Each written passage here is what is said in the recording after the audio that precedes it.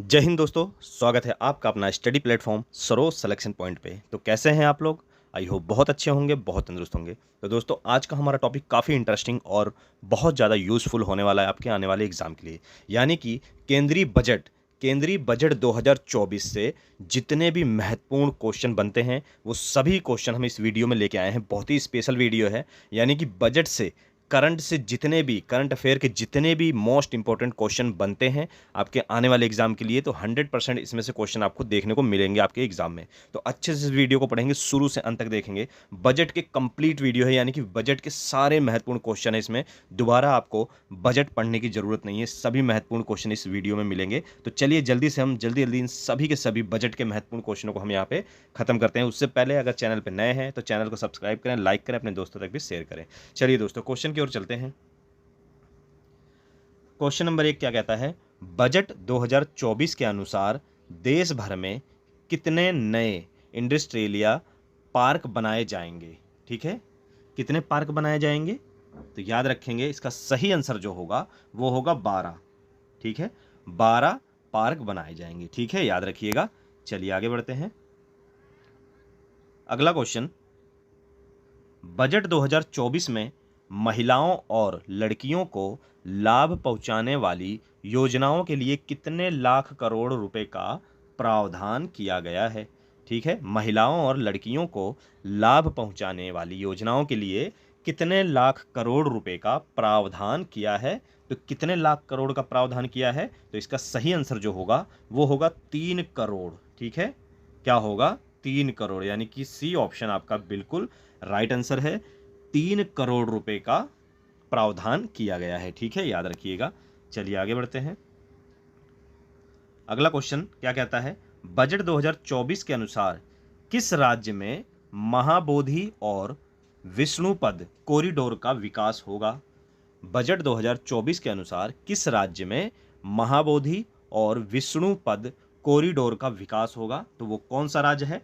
बिहार राज्य। ठीक है, कौन सा राज्य है? बिहार राज्य, यानी कि ऑप्शन बी आपका बिल्कुल राइट आंसर है। बिहार राज्य में महाबोधि और विष्णुपद कॉरिडोर का विकास होगा। ठीक है, याद रखिएगा। चलिए आगे बढ़ते हैं। अगला क्वेश्चन क्या कहता है बजट का? बजट 2024 के अनुसार सिडबी की कितनी नई शाखाएं 2024 में खोली जाएंगी?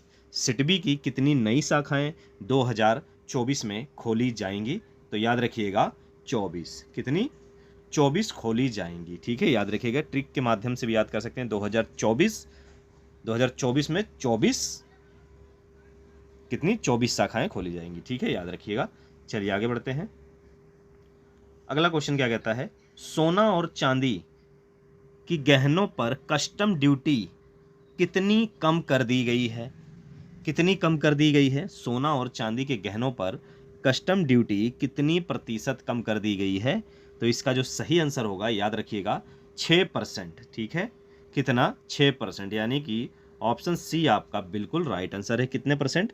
6%। ठीक है, याद रखिएगा। चलिए आगे बढ़ते हैं। अगला क्वेश्चन क्या कहता है? बजट 2024 में कितने राज्यों में नई किसान क्रेडिट कार्ड जारी किए जाएंगे? बजट 2024 में कितने राज्यों में नए किसान क्रेडिट कार्ड जारी किए जाएंगे? तो इसका सही जो आंसर होगा वो होगा ऑप्शन बी, 5। ठीक है, याद रखिएगा। ऑप्शन बी आपका बिल्कुल राइट आंसर है। कितने? 5। ठीक है, याद रखिएगा। चलिए आगे बढ़ते हैं। अगला क्वेश्चन क्या कहता है?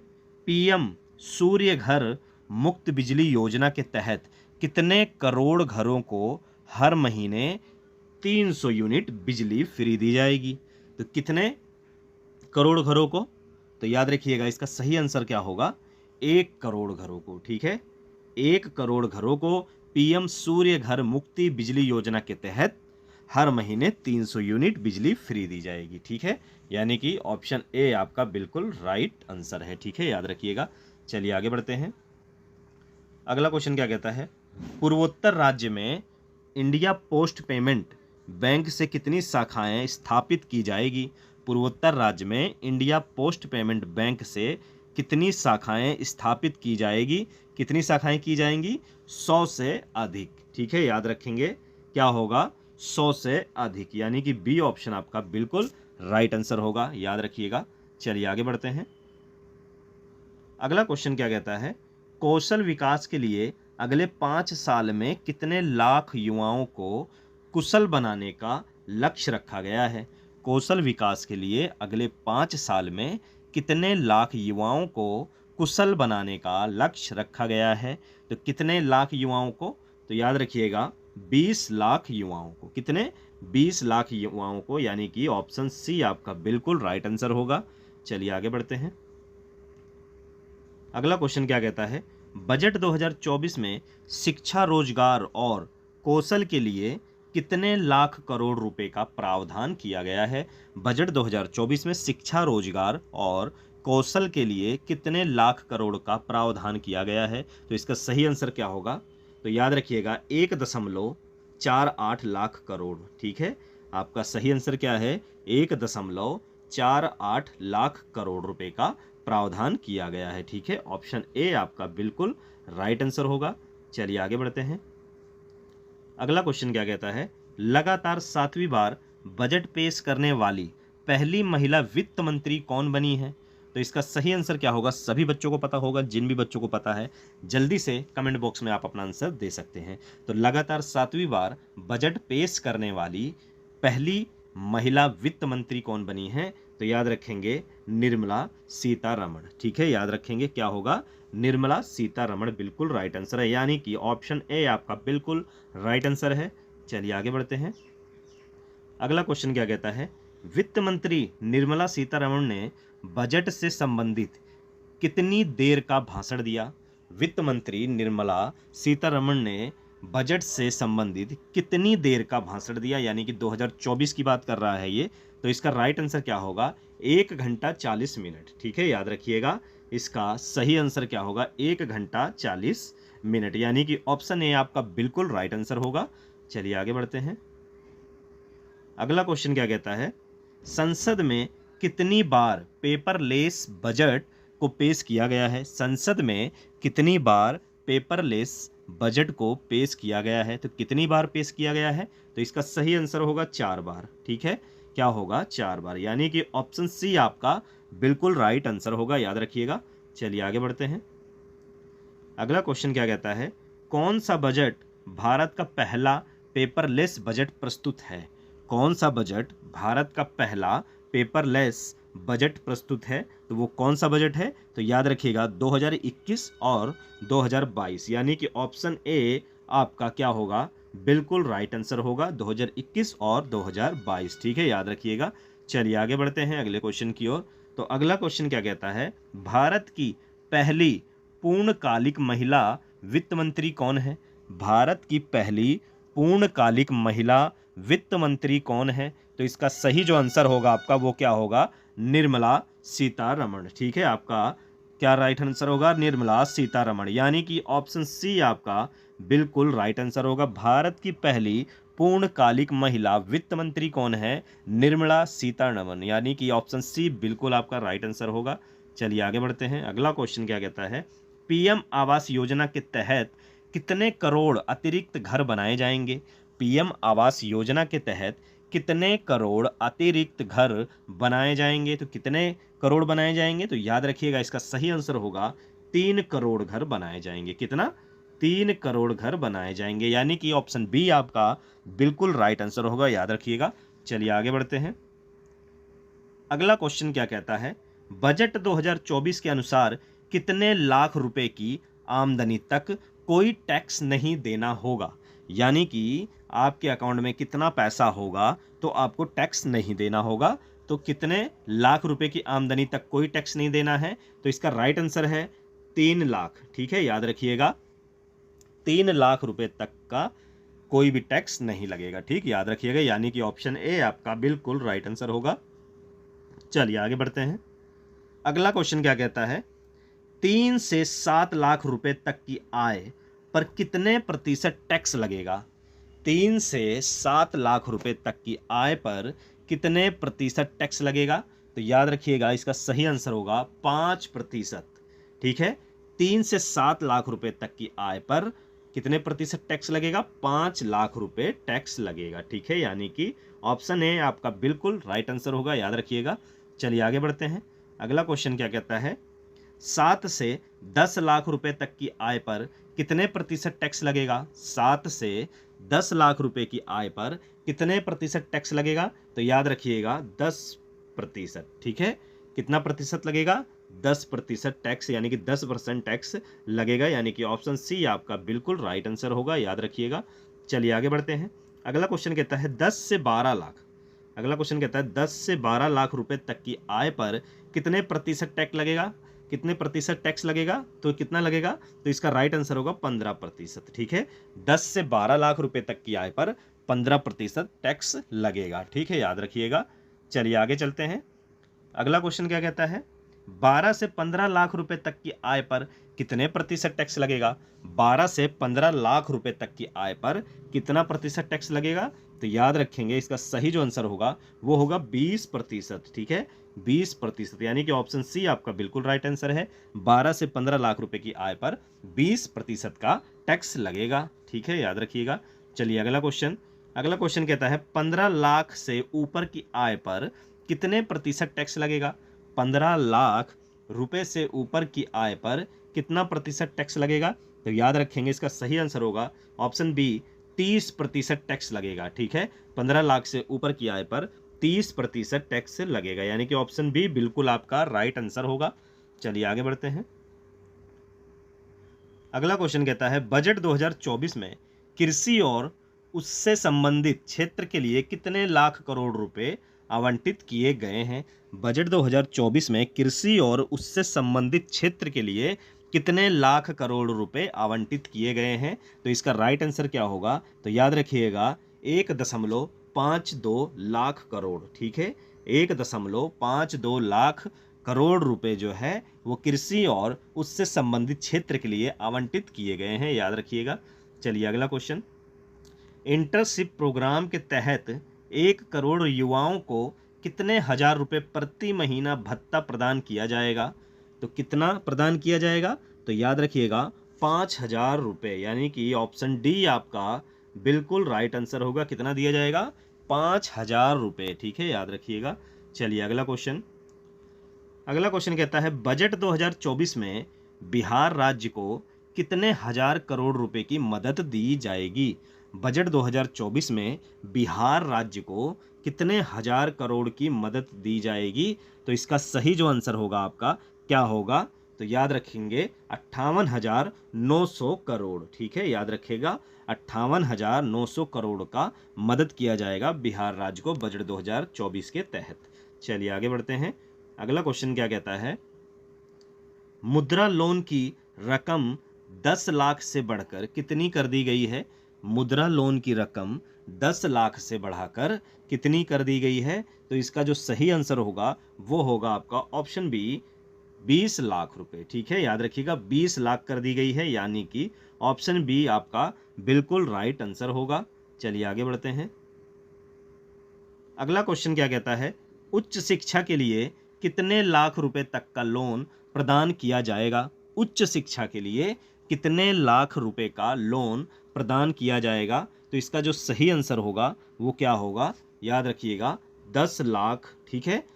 उच्च शिक्षा के लिए कितने लाख रुपए का लोन प्रदान किया जाएगा? तो 10 लाख रुपए का लोन प्रदान किया जाएगा, ऑप्शन सी आपका बिल्कुल राइट आंसर होगा। चलिए आगे बढ़ते हैं। अगला क्वेश्चन कहता है बजट 2024 के अनुसार भारत की मुद्रास्फीति कितने प्रतिशत लक्ष्य की ओर बढ़ रही है? तो इसका सही आंसर जो होगा वो क्या होगा? तो याद रखिएगा दोस्तों 4%, ठीक है, कितना? 4%, यानी कि ऑप्शन डी आपका बिल्कुल राइट आंसर होगा, याद रखिएगा इसको। चलिए आगे बढ़ते हैं। अगला क्वेश्चन क्या कहता है, बजट 2024 के अनुसार पूर्वोत्तर राज्यों के लिए कौन सी योजना बनाई जाएगी? बजट 2024 के अनुसार पूर्वोत्तर राज्यों के लिए कौन सी योजना बनाई जाएगी? तो याद रखिएगा इसका सही जो आंसर होगा वो होगा ऑप्शन ए, पूर्वोदय योजना, ठीक है, याद रखिएगा। बजट 2024 के अनुसार पूर्वोत्तर राज्यों के लिए कौन सी योजना बनाई गई है? पूर्वोदय योजना, ठीक है, ऑप्शन ए आपका बिल्कुल राइट आंसर होगा, याद रखिएगा। चलिए आगे बढ़ते हैं। अगला क्वेश्चन क्या कहता है, बजट 2024 में पीएम अर्बन हाउसिंग प्लान के लिए कितने लाख करोड़ का ऐलान किया गया है? बजट 2024 में पीएम अर्बन हाउसिंग प्लान के लिए कितने लाख करोड़ का ऐलान किया गया है? तो इसका जो सही आंसर होगा, याद रखिएगा, 10 लाख करोड़। ठीक है, ऑप्शन बी आपका क्या होगा? बिल्कुल राइट आंसर होगा, 10 लाख करोड़। ठीक है, याद रखिएगा। चलिए आगे बढ़ते हैं। अगला क्वेश्चन क्या कहता है? भारत की वित्तीय वर्ष की शुरुआत कब होती है? भारत की वित्तीय वर्ष की शुरुआत कब होती है? तो याद रखिएगा, इसका सही जो आंसर होगा वो होगा 1 अप्रैल। ठीक है, भारत की वित्तीय वर्ष की शुरुआत कब होती है? 1 अप्रैल से कब तक होती है? 31 मार्च तक रहती है। ठीक, रहती कब तक है? 31 मार्च तक रहती है। ठीक है, याद रखिए, 1 अप्रैल से 31 मार्च तक रहती है। चलिए आगे बढ़ते हैं। अगला क्वेश्चन क्या कहता है? सबसे अधिक बार बजट पेश करने का रिकॉर्ड किस नेता के पास है? सबसे अधिक बार बजट पेश करने का रिकॉर्ड किस नेता के पास है? तो इसका सही जो आंसर होगा आपका ऑप्शन बी, मोरारजी देसाई। ठीक है, मोरारजी देसाई के पास 10 बार, कितनी बार? 10 बार बजट पेश करने का रिकॉर्ड है, यानी कि सबसे ज्यादा बार, यानी कि ऑप्शन बी आपका बिल्कुल राइट आंसर होगा, मोरारजी देसाई। ठीक है, याद रखिएगा। चलिए आगे बढ़ते हैं। अगला क्वेश्चन क्या कहता है? किस वित्त मंत्री ने एक भी बजट पेश नहीं किया? किस वित्त मंत्री ने एक भी बजट पेश नहीं किया? तो इसका सही जो आंसर होगा वो होगा केसी नियोगी। ठीक है, केसी नियोगी ने एक भी बजट पेश नहीं किया, यानी कि ऑप्शन ए आपका बिल्कुल राइट आंसर होगा, याद रखिएगा। चलिए आगे बढ़ते हैं। अगला क्वेश्चन कहता है, किसने भारत में सबसे लंबा बजट भाषण दिया है? किसने भारत में सबसे लंबा बजट भाषण दिया है? तो याद रखिएगा, इसका सही आंसर होगा निर्मला सीतारमण ने सबसे लंबा भाषण दिया है। ठीक है, याद रखिएगा, कब दिया था? ये दिया था 2020 में दिया था। कितनी देर का भाषण था ये?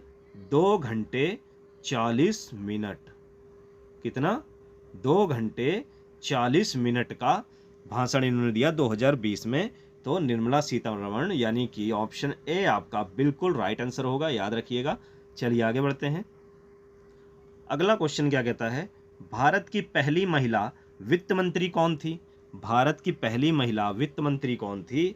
तो इंदिरा गांधी आपका बिल्कुल राइट आंसर होगा, ऑप्शन बी, यानी कि आपका बिल्कुल राइट आंसर है। भारत की पहली महिला वित्त मंत्री इंदिरा गांधी थी, ऑप्शन बी आपका बिल्कुल राइट आंसर होगा। चलिए अगला क्वेश्चन, भारत में निम्न में से कौन सा बजट का प्रकार नहीं है?